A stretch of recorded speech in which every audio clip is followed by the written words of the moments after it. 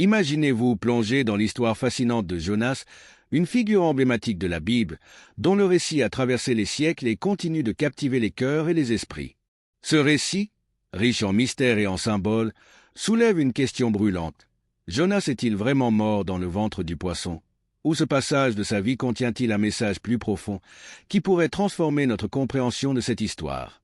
Aujourd'hui, nous allons explorer ce mystère biblique et découvrir des révélations surprenantes qui pourraient bien changer votre perspective.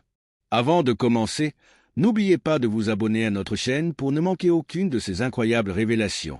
Si cette histoire vous intrigue, partagez-la avec vos amis et votre famille, pour les inviter eux aussi à explorer ce voyage au cœur des Écritures. L'histoire de Jonas commence par un appel divin. Dieu demande à Jonas de se rendre à Ninive, une ville réputée pour sa méchanceté, afin de délivrer un message d'avertissement. Mais, au lieu d'obéir, Jonas choisit de fuir, montant à bord d'un bateau en direction de Tarsis. Cette tentative de fuite entraîne des conséquences. Une violente tempête s'abat sur le navire. Les marins, effrayés, prient leur Dieu et jettent leur cargaison à la mer pour alléger le bateau, alors que Jonas, endormi dans la cale, est réveillé par le capitaine qui l'exhorte à prier son Dieu.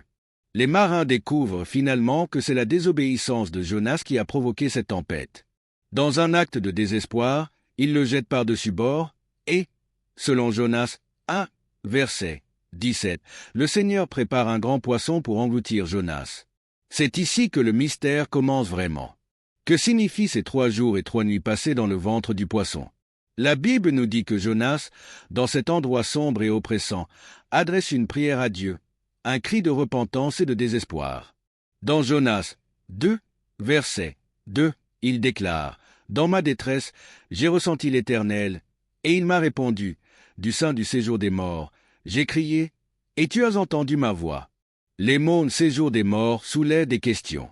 En hébreu, ce terme fait souvent référence au royaume des morts, suggérant que Jonas pourrait avoir traversé une sorte de mort spirituelle, voire physique.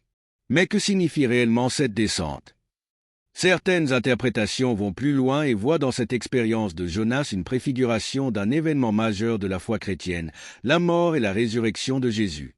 En effet, dans Matthieu 12, verset 40, Jésus lui-même établit un parallèle entre son propre séjour dans le tombeau et celui de Jonas dans le ventre du poisson, affirmant « De même que Jonas fut 3 jours et 3 nuits dans le ventre du grand poisson, de même le Fils de l'homme sera 3 jours et 3 nuits dans le sein de la terre. » Cette déclaration pousse à se demander si Jonas n'a pas réellement expérimenté une forme de mort dans le ventre du poisson, serviteur ainsi de symbole prophétique de la résurrection.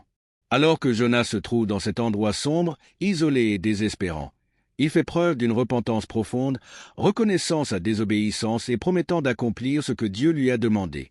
Ce moment de repentir intense est crucial pour comprendre le message central de cette histoire. Dans Jonas 2, verset 6, il exprime cette expérience en termes des puissants. « Je suis descendu jusqu'aux racines des montagnes, la terre a fermé ses verrous sur moi pour toujours, mais tu m'as fait remonter vivant de la fosse, Éternel, mon Dieu. » C'est évoque un voyage symbolique aux portes de la mort, suivi d'une résurrection spirituelle, une nouvelle naissance accordée par la grâce divine.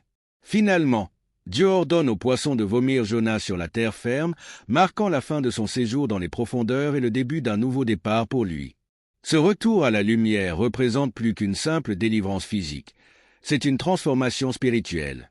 À travers ce périple, Jonas nous montre que, même dans les moments de plus grande obscurité, il y a toujours une voie de retour vers Dieu, une opportunité de rédemption. Ce récit de Jonas va bien au-delà d'une aventure maritime.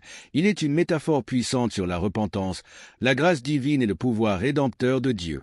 Il nous rappelle que, peu importe la distance que nous prenons de notre mission ou de notre appel divin, il y a toujours une chance de revenir sur le droit chemin. Cette histoire nous inspire à garder l'espoir, même dans les situations les plus désespérées, car Dieu est toujours prêt à nous offrir une nouvelle chance. En conclusion, l'histoire de Jonas continue de toucher les cœurs et les esprits, soulevant des questions spirituelles profondes et offrant des leçons intemporelles. Que vous croyez ou non que Jonas ait connu la mort dans le ventre du poisson, son expérience nous enseigne l'importance de la repentance, de la grâce et de la lumière qui brille même dans les ténèbres les plus profondes. Alors que vous poursuivez votre propre voyage spirituel, souvenez-vous qu'il y a toujours une lumière d'espoir, même au cœur des abîmes. Merci d'avoir suivi cette vidéo. Abonnez-vous pour d'autres explorations inspirantes des mystères bibliques et n'hésitez pas à partager ce message avec ceux qui pourraient être touchés par cette histoire. À très bientôt pour de nouvelles révélations spirituelles.